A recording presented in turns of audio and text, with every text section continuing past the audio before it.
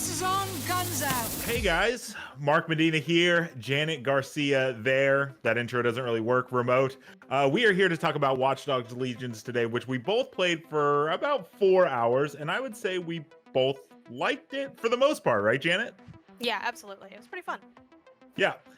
The only thing that's weird about this game, the biggest difference between Watch Dogs 2 and Watch Dogs Legion is the fact that instead of having your Aiden Pierce or your Marcus Holloway, you now have this play as anyone feature where after the first or however many missions, I actually don't know for sure, you become essentially DedSec and you recruit people out in the world. You kind of pick who you want to be for whatever area that you need to infiltrate. For example, like if you need to go to a construction yard, you would pick a construction worker and you have to recruit these people. And I thought it was a little weird, but I want to start with you, Janet. I want to start with what you liked about this feature. I really enjoyed how it gave me an incentive to really get into the open world. I think in previous Watch Dogs games, it's an open area, you're driving from mission to mission, but you kind of were kept at an arm's length in terms of interacting with the people in that world and the systems in place in that world. In Watch Dogs Legion, because they have this big focus on recruitment and analyzing people using the Deep Profiler, it's like a tool you can get an upgrade. You really get to know all those characters, and they have schedules and lives and families, and that's always been one of the things that was really fascinating to me in previous Watch Dogs games, seeing, scanning people and like you could kind of virtually rob them, but also see who they were and like get an idea of their finances and their identities. But here it's like, okay, what if we took it a step further and you could just be those people, hang out with them, get to know them, add them to your team. So I like that element of it, of getting to go to bars and stores and offices and just being pushed more into the world through the new gameplay of the recruitment system. From what I played, I liked it okay. I remember coming out of my demo and me and you talked, and I was like, I don't know. It feels weird not having a main character, not having someone to play as. You essentially play as anybody, and to me it felt like you played a little bit as nobody. I had those initial thoughts, and I remember thinking, okay, I might write something about how it's a little strange. And once everybody's coverage came out, I then discovered that because I recruited one person and I was like, whoa, this is actually kind of cool, and I actually like the stuff she had me do. It was a very in-depth mission for what seemed like a completely random NPC. It wasn't one of the marked ones, it was just a random character I went up to, and I was like, wow, this is really in-depth. And I watched a few other videos from other outlets' coverage, and I realized, okay, it actually wasn't as unique as I originally thought. Right. I saw my recruit's mission being done by like 4 or 5 other people. One of them was a guy. It's like, not that super matters. Her mission wasn't like very specific to gender, but it kind of like just made me think like, okay, we have thousands of people we can recruit, and it really makes me wonder how many actual different missions there are to be able to recruit them. Now, granted, we all played the same 3-4 hour chunk. So it's like, I don't know if that's like world specific where it's like at that moment in time, these are the set of missions you're going to get. And maybe 10 hours later, there's a whole other set. I just kind of felt like it was a little strange that I just didn't feel connected to any of these characters. So when our demo started, you played as Dalton, who's like a former MI5 guy. He's like a guy from the Kingsman movies, and he seemed witty, and they had this fun banter. And I thought, okay, this guy's actually kind of cool. But then they teleport you further, and you do a few more missions, and my character suddenly felt really muted, and they didn't seem to have anything to say, and their personalities didn't really seem to kind of fit. Like, I played as a lady named Claire when I first started, and I kind of chose her as my main character. And then I had to switch to a construction worker, and the construction worker acted exactly like Claire, and that's where it started to kind of throw me off. Did you experience anything like that?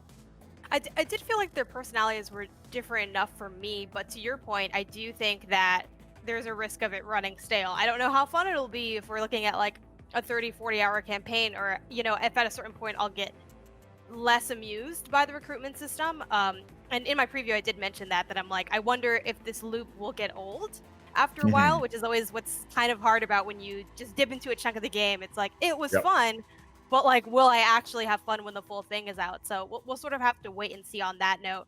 I do think in terms of feeling like there's a main character or something holding the world together, I feel like Watch Dogs is trying to do that through, and I don't remember the name of the AI. Is it Bagley? Bagley? Bagley? Thank you. Yeah, I think that's actually going to be what carries the personality of the Watch Dogs character narrative, because you don't know who you're playing as, and they all have slightly different personas, even if they're not like drastically different. But the AI's jokes and interjections and kind of the way they're doing color commentary throughout it, I think that is what the game is gonna live or die on in terms of an overarching shared narrative. Because you're right, all of us are gonna be playing different side missions, getting different characters. At a certain point, maybe you stop recruiting people. Like, there are some mandatory recruits, and I don't know if those are going to be maybe more fleshed out characters. In our playthrough, like, everyone had to pick that one Albion guard as part of the main mission. So I'm curious as to maybe you'll get that connection again, but it'll be a little bit spotty. I do think the risk of that is maybe some characters will hit harder than others, or maybe you will end up being so drawn to one character, like you mentioned, kind of making your own main character, that you sort of are only having a lot of fun when you're playing as that one person.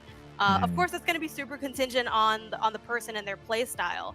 But I do think that narratively it runs the risk of, if you do end up playing that way, maybe you're going to be missing out on some of the other mechanics and tool sets, because every character has their own loadout. Like, they all share DedSec weapons, but some of them might have like an AK-47 or like a nail gun or these other tools. So it'll be kind of, in some ways, the gameplay and the narrative are sort of at odds, in the sense that if you're latching on to a character, you might miss out on some of the gameplay mechanics that you would get if you switched more often.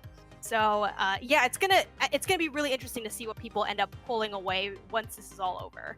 Yeah, I thought about that. I was like, Claire is just like this perfect character because she's all about hacking, and this game is all about hacking. And so that's what I would do, is like, you need to infiltrate this construction yard. And I would switch to the construction worker. He would do his thing, and I'm like, okay, now I'll switch back to Claire.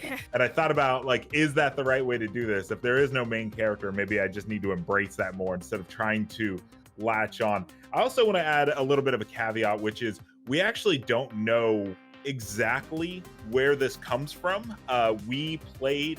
Everyone played the same mission, and then the demo we played literally transports you hours into the game. So we don't really have a ton of context on what happened from then to now. It's just like, you're just dropped into this Play Any world, and or Play Anyone feature, and they're like, have a ball, and that's that. And so maybe it'll have a little bit more context once we actually know why we're doing what we're doing versus just being dropped in. Yeah, I do wonder if it'll be a gradual release from that main character that you start out with to a more open thing, or if it'll immediately shift. I feel like all the Watch Dogs beginnings kind of have that same formula of, you're in the headquarters, and then you print your gun, and you kind of get into the action really quickly. One of my concerns with the play as anyone thing, and also, Mark, I love your play as no one thing, because I think it's super valid and pretty much a different way to look at the same thing.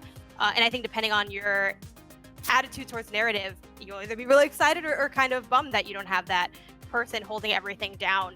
But yeah, it's going to depend on, I think, the setup a little bit. And then I'm also a little bit worried about, we were dropped kind of at the midpoint of the game where you had some of those things upgraded. So I'm wondering if, before the Deep Profiler is fully upgraded and you have like all the freedom to get anyone and meet up with anyone, if you'll feel a little bit limited in who you can recruit and how many people you can recruit.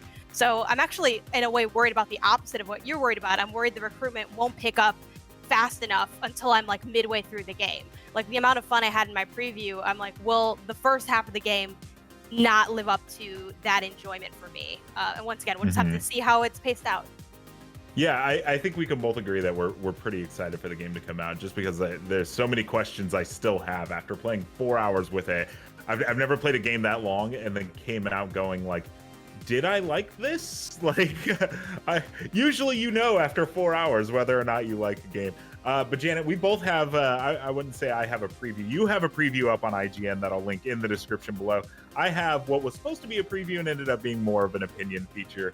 A full write-up of this topic on IGN that I will also link.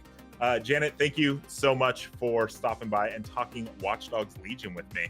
All right, guys, remember, Watch Dogs Legion comes out later this year. I think it's October 29th. It's going to be a spooky game. But until then, remember, anything Watch Dogs Legion, Janet, where do we keep it? Keep it locked right here on IGN.